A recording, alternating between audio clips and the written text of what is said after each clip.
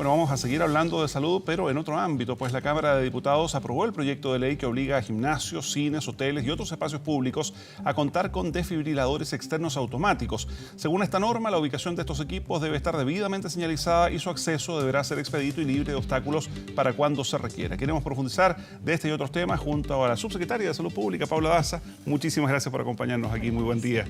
Buenos días. ¿Qué es un desfibrilador? Que es algo que yo creo que la gente todavía desconoce bastante. ¿En qué consiste este equipo? ¿Para qué funciona? ¿Por qué se requiere con tanta necesidad?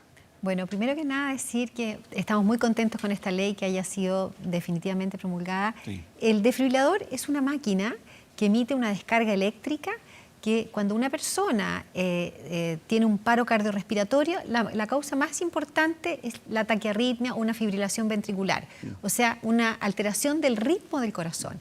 Y lo que hace esta máquina es que hace el diagnóstico que está en esta arritmia, en este paro, y emite un golpe eléctrico para que la persona vuelva a su ritmo normal. Tiende a ordenar el ritmo cardíaco, efectivamente. Ordena el ritmo cardíaco, vuelve a su ritmo normal y salva una vida, porque evidentemente no hay otra forma de una persona que está en ese momento salvar una vida si no es con un desfibrilador, algo que le emita una descarga eléctrica. Ahora, ¿por qué una ley, digamos? Porque uno cuando viaja a países más desarrollados que el nuestro encuentra efectivamente esto en centros educacionales, escuelas, universidades, también en centros comerciales, básicamente en recintos donde hay mucha gente.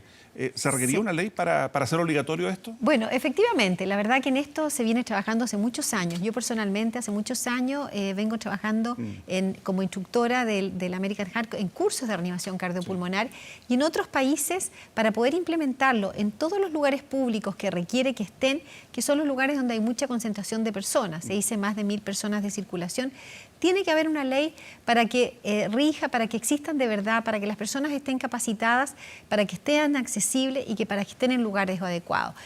La verdad que podría hacerse voluntariamente y voluntariamente ya existen recintos en Chile donde hay.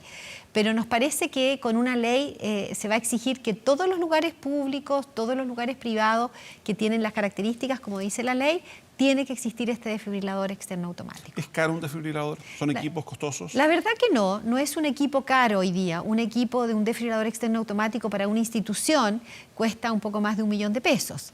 Si pensamos que es para un centro, un estadio, un centro deportivo, un lugar donde están los trenes, un colegio, no es un equipo para el resultado que implica, porque esto es lo que va a permitir salvar una vida cuando una persona tiene un paro. Sí, ahora requiere una instalación básica, digamos, debe estar conectado a un enchufe, digamos, a la corriente, porque el equipo debe permanecer además cargado, ¿no? Bueno, efectivamente, requiere una serie de normas y de reglamentos. Primero que nada, que el lugar sea accesible, porque tiene que estar accesible, no puede estar con llave guardada en una pieza. Bien señalizado. Tiene que estar bien señalizado, tiene que ser accesible. Es como un extintor en el fondo, en términos del lugar, digamos, donde debe estar expuesto, ¿no? Así es, tiene que ser accesible, tiene que ser expuesto, como un extintor, que las personas tienen que saber usarlo, tiene que tener un constante revisión, que técnicamente esté cargada con las pilas, porque tiene que estar cargado su batería, y eso requiere hay toda una norma para poder tener la mantención permanente del aparato. Sí, hemos mostrado varias veces aquí en TVN, in situ, digamos, el uso del desfibrilador. Varios de estos equipos traen instrucciones que son relativamente sencillas,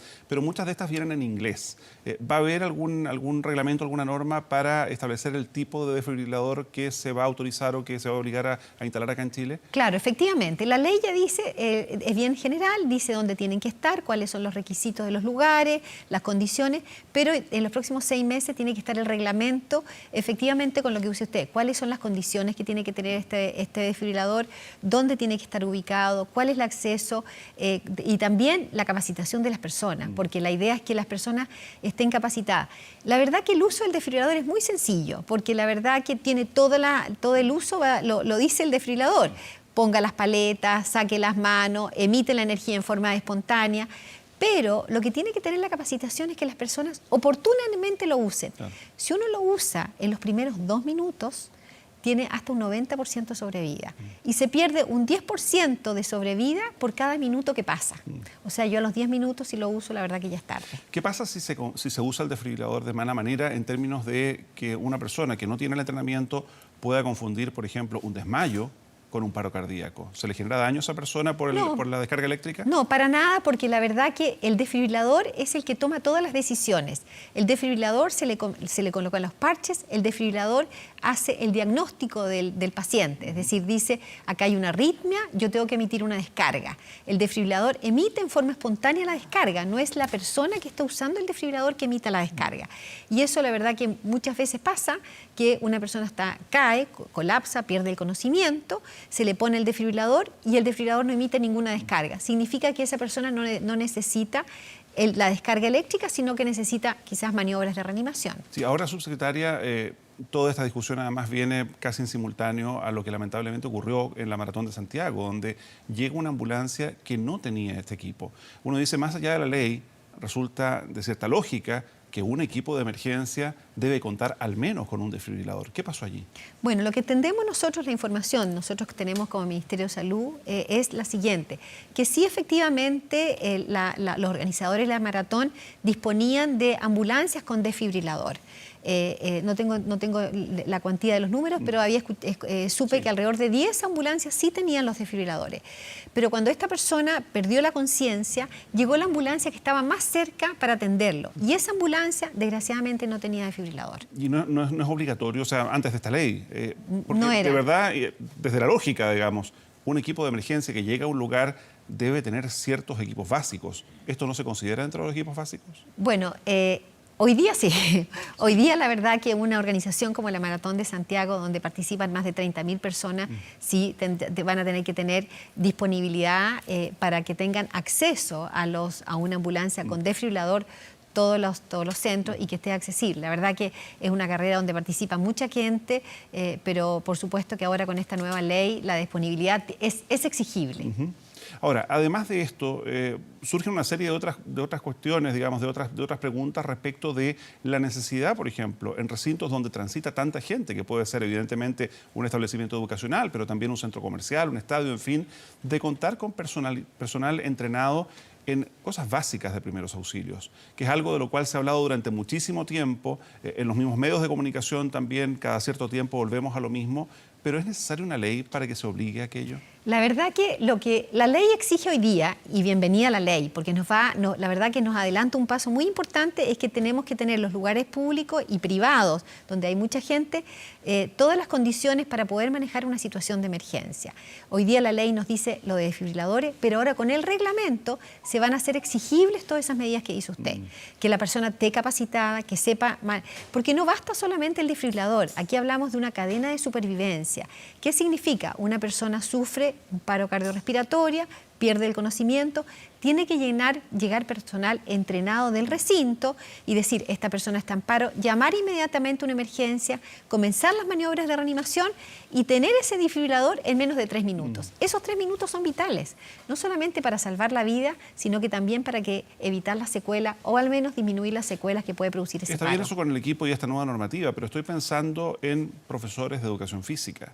Estoy pensando en personal de un estadio deportivo, de recintos, incluso como un centro comercial, que tal vez debiera tener, sobre todo cuando transita tanta gente, alguna enfermería, personal capacitado, más allá de estos equipos en particular. Sí, la verdad que, bueno, dentro del contexto de esta ley se está planteando este reglamento que la persona esté capacitada no solamente en el manejo de un paro cardiorrespiratorio, pero sí adelantarnos a eso, porque el paro cardiorrespiratorio es el último eslabón, claro, ¿cierto? Es la parte final. Nosotros lo que tenemos que tratar de hacer es llegarán.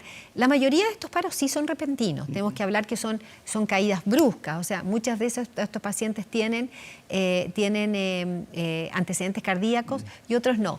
Aquí yo creo que se van a poner sobre la mesa todas esas exigencias. Vamos a exigirle a estas personas que muestren un certificado de salud o es la decisión personal de participar en esto.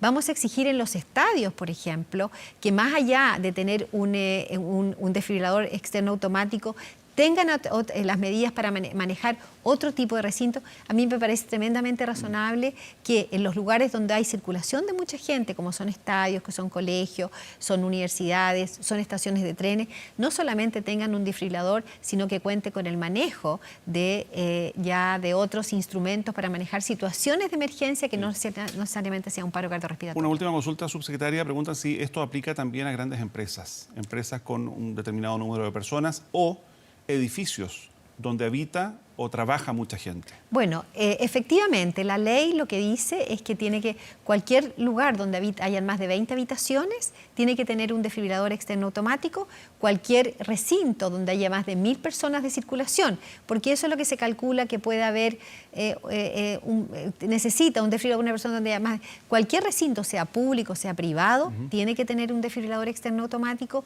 tiene que tener personal capacitado y tiene que tener todas las condiciones para poder manejarlo. ¿Qué pasa con edificios, por ejemplo? Hoy día muchos adultos mayores viven en determinados lugares, en torres donde, claro, efectivamente no hay 20 habitaciones, pero hay 20 o más departamentos donde puede haber gente en situación de riesgo. Bueno, efectivamente, la ley habla habla de términos generales eso, pero también habla de que tiene que haber condiciones de aquellos lugares donde las personas que viven sean personas de mayor riesgo de tener un paro cardiorrespiratorio, ¿cierto? Y un edificio probablemente donde hayan más de personas mayores, probablemente también va a ser exigible según el reglamento. Ya, pero eso es algo que todavía está por verse. Todavía está por verse, son recintos fundamentalmente privados. Sí, por supuesto. Un edificio donde hay departamento en este minuto no está dentro del contexto de la ley, pero sí es para analizarlo por los técnicos para poder implementarlo. ¿Y en el caso de reglamente. Las empresas, de todas maneras, donde hayan trabajadores, más de 1000 trabajadores, van a tener que tener un desfibrilador externo automático con personal capacitado. Perfecto. Subsecretaria, hablando de temas de prevención, y quiero ir a otro tema, ¿cómo ha funcionado en la campaña de invierno todo el tema de la vacunación contra la influenza? Algo comentábamos fuera de cámara respecto del avance que se ha tenido hasta el día de hoy, porque ya corren los plazos, ¿no? Bueno, efectivamente, partimos el 15 de marzo con la campaña de vacunación de la influenza. Hoy día ya llevamos un 40% de la vacunación. Partimos aquí, todavía no estamos llegando al mes y nosotros queremos llegar a más de un 80%, ojalá un 85%. Estamos con los números, yo diría, dentro del contexto de los años anteriores, pero efectivamente nosotros estamos poniéndole mayor impulso semanalmente porque queremos que las personas se vacunen. Las personas a veces no tienen la conciencia de la importancia de la vacunación. Es tremendamente importante vacunarse porque es lo que finalmente previene que nos enfermemos nosotros, pero tiene una connotación de solidaridad. Yo creo que eso es lo más importante de la vacunación. Muchas veces dicen las personas, bueno, no me importa enfermarme, pero si yo tengo influenza y estoy con alguien, un adulto mayor o una persona que está por un tratamiento sometida a una inmunodepresión y no puede vacunarse, yo la puedo contagiar. Y eso es lo más importante. Invitamos a todas las personas que están en este grupo de riesgo, los niños, los adultos mayores, las embarazadas, se vacunen. Sí, ahora, para esos grupos es más recomendable, digamos, pero quien tenga la posibilidad de hacerlo también está la invitación abierta, digamos. Absolutamente. Con costo para cada cual. Absolutamente. Nosotros ojalá que la mayor cantidad de gente posible se vacune. Para esa población de riesgo es gratis. Las otras personas también tienen que vacunarse, sobre todo aquellas personas que de repente tienen a alguien de riesgo alrededor. Por ejemplo, unos padres que tienen un lactante menor de 6 meses en su casa, o un adulto mayor, o tienen a alguien que está con un cáncer en su casa.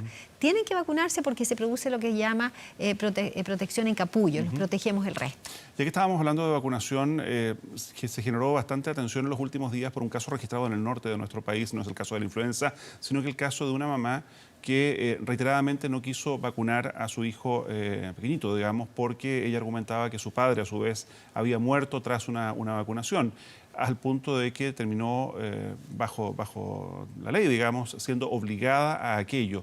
¿Qué decisión va a tomar el Ministerio para casos de esta naturaleza que lamentablemente están siendo mucho más frecuentes de lo que uno piensa?